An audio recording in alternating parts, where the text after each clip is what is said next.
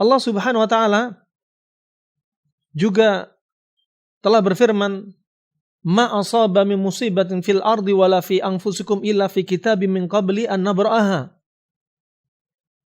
Bahwasanya musibah, tidaklah musibah yang kita timpa, yang kita terima di muka bumi, juga yang terjadi pada kita, itu sudah dicatat di Lauhil Mahfuz dan tidak lepas dari perbuatan dosa kita.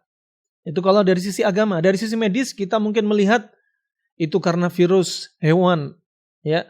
Tapi seorang muslim mukmin, dia akan introspeksi bahwasanya ini muncul karena perbuatan dosa kita.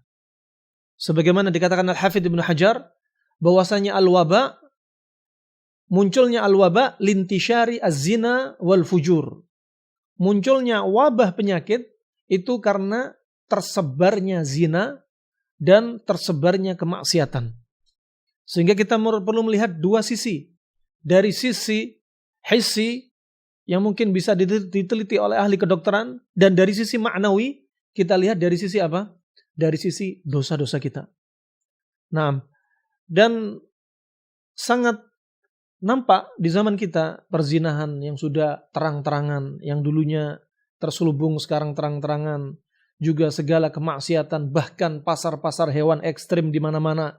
Maka tidak menutup kemungkinan Allah Subhanahu wa taala murka atas apa yang manusia lakukan. Kalau kita lihat di zamannya Nabi SAW terjadi perzinahan, wanitanya dengan menutup aurat. Juga orang-orang yang hidup di masa itu adalah orang-orang yang hidup di zamannya Nabi.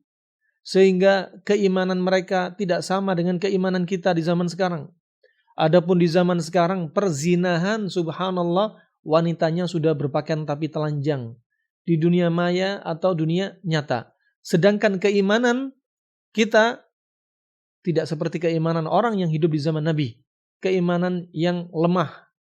Ya.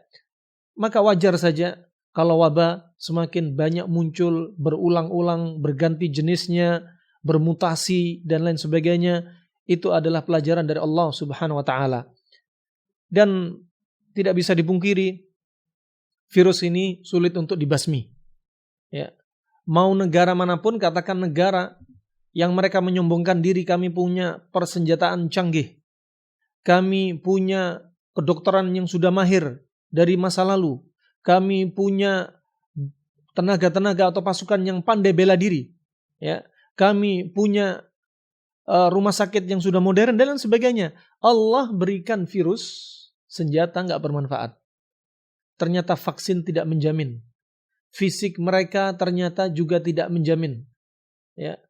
Sudah Allah berikan pelajaran pula kepada Fir'aun. Baru Allah berikan 5 pelajaran untuk Fir'aun.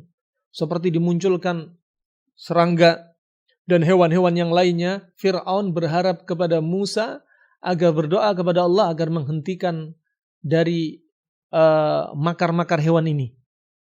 Ini menunjukkan keagungan Allah Subhanahu wa taala.